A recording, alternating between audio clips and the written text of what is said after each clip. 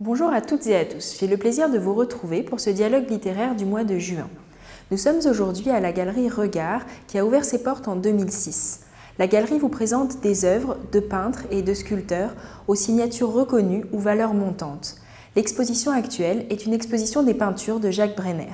Dans cette émission spéciale, nous reviendrons sur l'édition 2015 de l'Ivresse de lire. Cet événement, créé en 2004 par la librairie Dialogue, permet à des lycéens d'aller à la rencontre d'auteurs, Didier Decoing, Hélène Gestern et Romain Slocombe.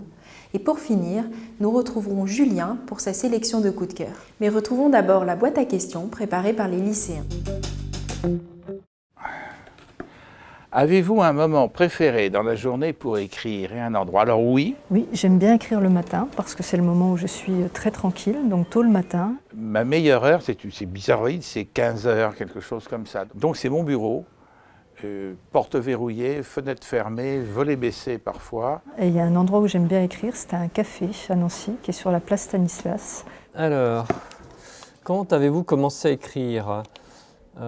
Très tard. J'ai commencé à écrire quand j'étais adolescente, je me suis arrêtée longtemps et j'ai recommencé à écrire aux alentours de 40 ans. Ça fait 15 ans que j'écris 1 ou 2 romans par an, sinon plus. Être écrivain, ça s'apprend. Oui et non. Je pense pas que ça s'apprenne, mais c'est peut-être plus facile quand on a beaucoup lu. Alors, pouvez-vous nous raconter une journée de votre vie d'auteur?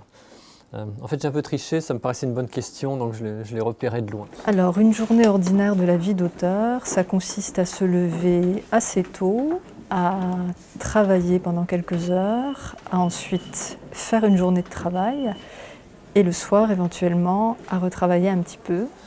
Je me lève relativement tard. Je prends un très gros petit déjeuner parce que je sais que je ne vais pas déjeuner, que je vais sauter un repas. Je prends une douche et je fais un peu de gymnastique après. Et à partir de 12h30, 13h, je suis opérationnel. Et là, je vais travailler non-stop, 5, 6, parfois 7 heures d'affilée. Mais finalement, il n'y a pas vraiment de journée qui ressemble à une autre. Donc les meilleurs moments pour un auteur sont les week-ends et les vacances. Aimiez-vous le français dans votre jeunesse? J'adorais la langue française. J'ai toujours adoré la langue française. Et quand j'étais gamin, j'essayais de parler bien français. Et on me reprenait souvent et je faisais très attention à ce que mon français de bébé, enfin de bébé de petit garçon, puis de préadolescent, soit à peu près correct. Le succès est-il important en tant qu'écrivain ou écrivez-vous pour vous? Je pense que le succès est important. Ce serait hypocrite de dire le contraire, mais c'est une chose à laquelle il ne faut pas penser. Je ne refuse pas le succès, mais en tout cas, j'aime écrire et j'essaie d'écrire le plus de livres possible parce que je sais que si je ne les fais pas, personne ne les fera à ma place. Toujours à l'occasion de l'Ivresse de lire, les lycéens sont invités à proposer leur propre version des livres qu'ils ont étudiés tout au long de l'année. À travers des lectures, des films et des mises en scène, ils ont étonné et parfois ému les auteurs invités. C'est ce que je vous laisse découvrir tout de suite.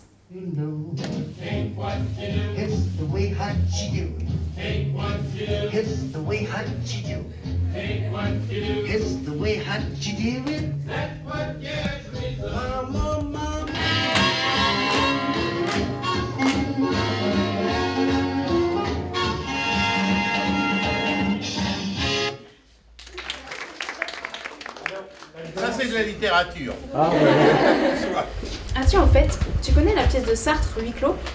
T'as 3 personnages, si tu veux. Ils se retrouvent après leur mort en enfer. En fait, tu vois, je me demandais, comme ça, avec qui on aurait pu l'enfermer en enfer. Alors, le 23 février, il y a 1955, il y a Claudel, Paul Claudel. Le frère de Camille, le frère d'Isabelle Adjani. Bon, alors le 12 mars, on a Charlie Parker, le saxophoniste, le père du bebop. Le bebop. Bebop, doula, she's my baby. Pas mal, il pourrait faire danser Rousse, on le retient. Oh tiens, t'as rien trouvé de mieux, enfin de moins artificiel pour clore cette scène qu'une sonnerie portable? Ah mais tu sais ce que Tchekhov a dit, hein? Donnez-moi de nouvelles fins et je vous renouvelle la littérature. On y va.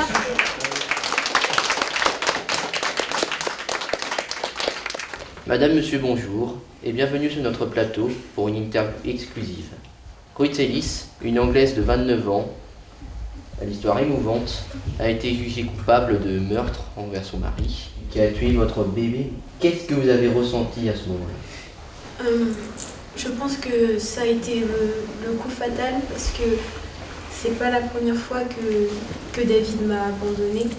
Et cette fois-ci, je me disais que peut-être que le fait qu'on ait un enfant, ça allait nous unir une fois pour toutes. Et sa réaction m'a atrocement blessée.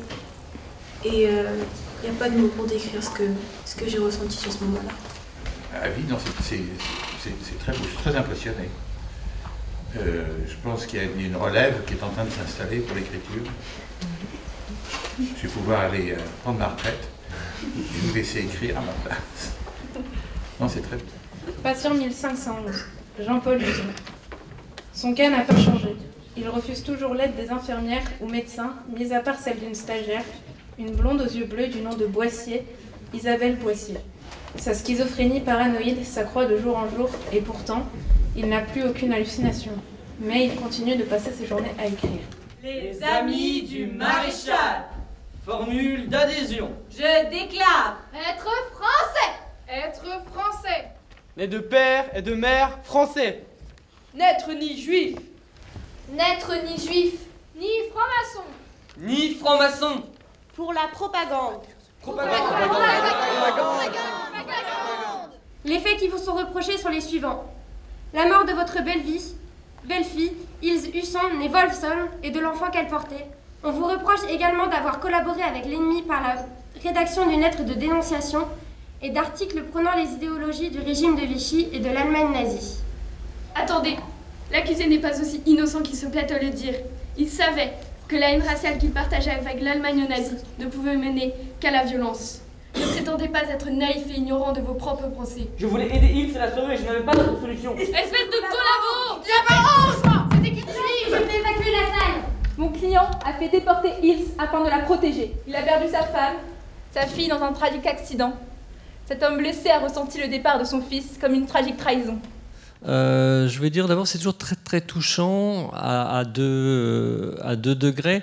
Le premier, c'est de voir pour un auteur son texte repris par des jeunes gens qui le lisent, qui le font vivre, revivre. Et puis il y a l'autre chose, à un échelon plus grand, c'est de voir le fait que tout ce qui s'est passé en France et en Europe à l'époque de la guerre et de la Shoah, de savoir qu'à vos âges, vous prenez conscience de ces choses-là. Et c'était justement ça le sujet du livre. Il y a 3 narrateurs sur la photo. Il y a Hélène, il y a Stéphane, il y a 2 narrateurs secondaires qui sont quand même Jean Pamia et Sylvia, et il y a finalement un narrateur caché qui est un narrateur omniscient, et c'est le seul de tout l'ouvrage. C'est cette voix qui décrit les photos. Je me lève machinalement jusqu'à la cuisine. Je me dirige vers mes albums photos. Une photo devant moi, petite, juste après la mort de mes parents. Le regard triste d'être seule. Je ne peux pas, sortez-moi de là, c'est pas ma vie, rassurez-moi, aimez-moi, ne me lâchez pas, regardez-moi, je viens à vous. Les larmes ne suffisent plus à apaiser ma douleur. Adieu ma vie.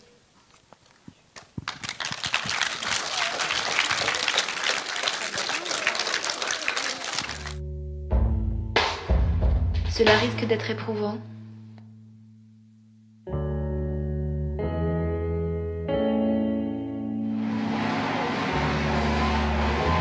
Mais je suis prête à percer le mystère de mes origines. Alors, je vais juste dire un petit mot. Je suis un peu émue là, en fait, parce que ça fait. Pour moi, le roman, il a été écrit il y a quelques années, et voilà, il est parti, il a vécu sa vie, et puis là, je vois comment vous l'avez repris, comment vous l'êtes réapproprié. Donc, merci tout plein. De retour à la librairie, nous retrouvons tout de suite Julien qui va nous présenter des romans qui, évidemment, et pour conclure cette émission spéciale L'ivresse de lire, peuvent être mis entre les mains des lycéens, mais pas que. Bonjour Julien. Bonjour Marion. Quel est le premier livre que tu as choisi ? Alors mon premier choix est un livre de Holly Simon qui s'appelle Dieu me déteste et qui met en scène Richard, un jeune garçon qui a 18 ans et qui a une maladie incurable, auto-immune, qui est impossible à guérir. Mais il est plein de vie, plein de vitalité et il veut vivre tout en accéléré. Et il va, dans cet hôpital, tomber amoureux d'une jeune fille qui est aussi malade. Et tous les deux vont connaître des aventures désopilantes. On relativise beaucoup aussi en lisant ce livre parce que c'est écrit d'une histoire vraie. Cet auteur, cette maman a vécu ça.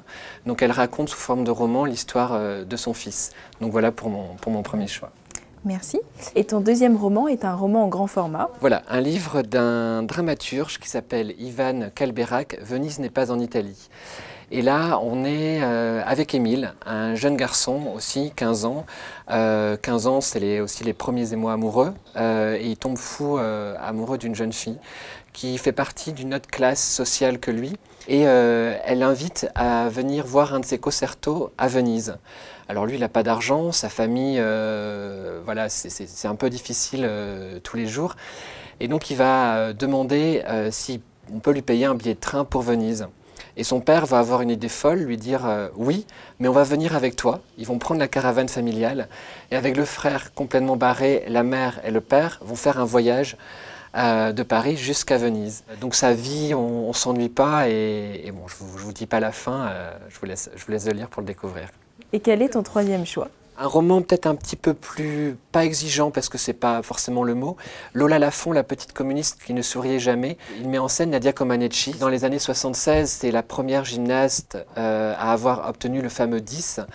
Et Lola Lafont, en fait, invente un roman où elle met en place une journaliste qui va décider d'interviewer cette femme aujourd'hui. Et on apprend plein de choses sur sa vie, qu'elle a été mariée avec un des fils Ceausescu. On en a beaucoup voulu à Nadia Comaneci, mais en fait, elle n'avait pas le choix. Ça donne envie de retracer l'histoire et pour comprendre aussi notre avenir et les pays d'aujourd'hui. Je te remercie, Julien.